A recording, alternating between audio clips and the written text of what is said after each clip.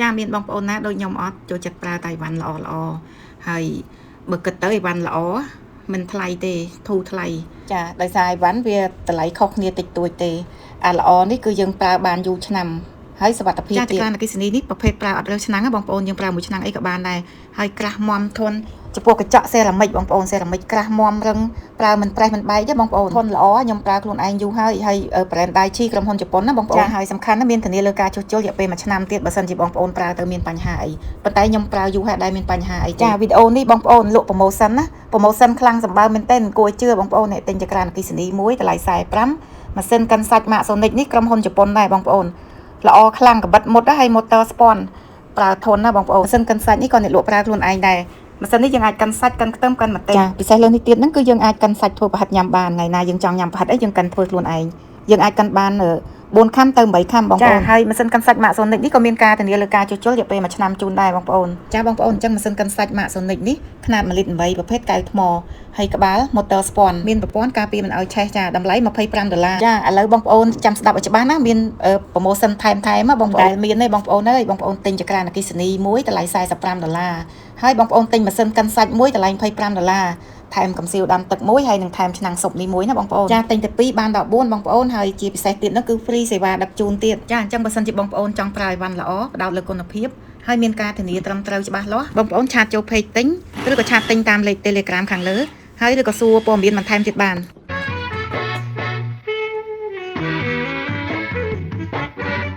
ចាបងប្អូនអញ្ចឹងមុននឹងស្លយើងកាន់ខ្ទឹមសិនដោយសារខ្ញុំអស់ខ្ទឹមហើយជាទូទៅខ្ញុំកាន់ខ្ទឹមក្នុងម៉ាស៊ីនកាន់សាច់ហ្នឹងម្ដងកន្លះគីឡូហើយខ្ញុំទុកក្នុងទូទឹកកកទុកគាត់ប្រឡាក់សាច់ឬក៏យើងឆាអីចឹងដោយសារយើងរវល់ទៅយើងអត់បានពេលស្លពេលឆាអីយកខ្ទឹមមកដល់មិនច្រាំអីចាអញ្ចឹងឥឡូវរវល់លក់ដូរតភ្ញៀវផងអីផងអញ្ចឹងទៅឥឡូវពេលធ្វើម្ហូបយកខ្ទឹមមកដល់មិនច្រាំអីតិចទៀតចប់ច្រើនហ្នឹងយូរបងប្អូនអញ្ចឹងខ្ញុំកិនហើយខ្ញុំដាក់ក្នុងប្រអប់ដាក់ខ្លះសេក្នុងទូទឹកកកពេលត្រូវការធ្វើយើងយកចេញមកបន្តិចចាឥឡូវទៅហូរហែនិយាយហូរហែអត់បានប្រាប់បងប្អូនពីរបៀបប្រើតែអត់អីទេបងប្អូនចក្រានអគ្គិសនីនេះស្រួលប្រើចក្រានអគ្គិសនីប្រភេទកញ្ចក់សេរ៉ាមិចរឹងមាំល្អខ្លាំងមែនទេបងប្អូនហើយជាទូទៅយើងប្រើភ្លើង1400វ៉ាត់ឬក៏1600វ៉ាត់ហ្នឹងបានហើយកន្លែងបូកដកហ្នឹងគឺយើងបន្ថយនឹងតឡើងហើយតែមិនអីទេបងប្អូនចាំមើលវីដេអូបង្ហាញពីរបៀបប្រើនៅខាងចុងចាបងប្អូនហើយស្លនេះក៏មិនដឹងហៅថាស្លអីដែរខ្ញុំឃើញគេបេះអានោងមកថ្មីខ្ចីហើយក៏ទិញមកជាមួយផ្សិតអីអ្នកឃើញត្រីក្រហមហ្នឹងហើយខ្ញុំចិត្តខ្ញីមិញហ្នឹងមុនគេហ្នឹងខ្ញុំដាក់ខ្ញីចិត្តចំណិតដាក់ខ្ញីទៅហើយដាក់ម្រេចផងស្លឹកខ្ទឹមផងហើយម្សៅស៊ុបខ្នុរជាមួយអំបិលហ្នឹងខ្ញុំលាយចូលគ្នាដាក់មុនគេហើយមានអីហត់ទៅឆ្ងាញ់ណាស់ផ្ដាសាយមុំអីហ្នឹងដាក់ទៅស្វាងដាក់ម្រេចទៀតចាហើយសាច់ត្រីហ្នឹងយើងជ្រលក់ជាមួយទឹកស្អ៊ីវហ្នឹងឆ្ងាញ់ហើយយើងដាក់ខ្ទឹមដែលយើងកិនហើយនឹងលាយចូលមកឈ្ងុយចាដឹងស្លោអីទេបងប្អូនអើយប៉ុន្តែឆ្ងាញ់ណាកូនខ្ញុំអីគេឆ្ងាញ់គេហត់ឆ្ងាញ់ចាបងប្អូនចក្រានអគ្គិសនីហើយនឹងម៉ាស៊ីនកាន់សាច់ហ្នឹងខ្ញុំលក់ promotion ថែមឆ្នាំងស៊ុបហ្នឹងហើយនឹងកំសៀវដាំទឹកហ្នឹងស្រួលប្រើបងប្អូនហើយយើងមិនបាច់ចាំរកកបោយអីទេយើងបើករមណីទឹកដាក់ក្នុងកំសៀវ1លីត្រចឹងមកទៅតាមតម្រូវការរបស់យើងរបៀបប្រើចក្រានអគ្គិសនីនេះបងដោតខ្សែភ្លើងហើយបងឃើញកន្លែងនេះកន្លែងចុចបិទបើកចក្រាននេះប្រើ touch screen ហ្នឹងចឹងប្រើប្រាស់ងាយស្រួលចុចបើកដំណើរការមួយមកបងឃើញមានលេខ00ចេះបន្ទាប់មកបងចុចកន្លែងរូបដៃនេះបងនេះរូបអក្សរគេដាក់ function ហ្នឹងគឺជ្រើសរើសមុខងារបងប៉ះមួយ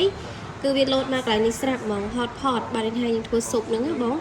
ហើយវាលោតភ្លើងឲ្យស្រាប់ទៀត1200វ៉ាត់ប៉ុន្តែបងក៏អាចដំឡើងហើយនឹងបន្ថយភ្លើងបានដូចគ្នាអញ្ចឹងចក្រាននេះតម្លើងភ្លើងអស់ធំបាន2000វ៉ាត់បន្ថយបានត្រឹម100វ៉ាត់អញ្ចឹងជាទូទៅបងសម្រាប់យើងស្លឬក៏យើងឆាយើងចៀនអីយើងប្រើត្រឹម1000វ៉ាត់នេះទៅ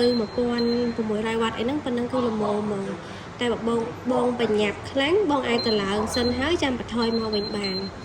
តែខ្ញុំជាទូទៅខ្ញុំប្រើខ្លួនឯងត្រឹម1600 1400ហើយនឹង1000វ៉ាត់ហើយនឹងពេលចិត្តឆ្អិននេះយើងបន្ថយមកបានអញ្ចឹងប្រើប្រាស់ងាយស្រួលប្រើតែប៉ុណ្្នឹងបានទេបងចង់ឈប់ប្រើពេលម្ហូបឆ្អិនហើយបងគ្រាន់តែចុចបិទមួយតែប៉ុណ្្នឹងរួចរាល់កន្លែងអក្សរ hot នេះគឺបានន័យថាចក្រានកំពុងក្តៅក្នុងកងរង្វង់ហ្នឹងណាបងកំពុងក្តៅគឺចង់បញ្ជាក់ថាកុំយកដៃទៅប៉ះលាក់ដៃប៉ុន្តែបរិវេណជុំវិញនេះបងប៉ះបានធម្មតាកន្លែងយើងចុចបិទបត់ហ្នឹងប៉ះបានធម្មតាហាមតែក្នុងកងរង្វង់ឯងបងចក្រាននេះចក្រានប្រើអត់រើសឆ្នាំងប្រើជាមួយឆ្នាំងអីក៏បានខ្ទះអីក៏បានបងទិញទៅប្រើងាយស្រួលមិនពិបាកដល់ទិញឆ្នាំង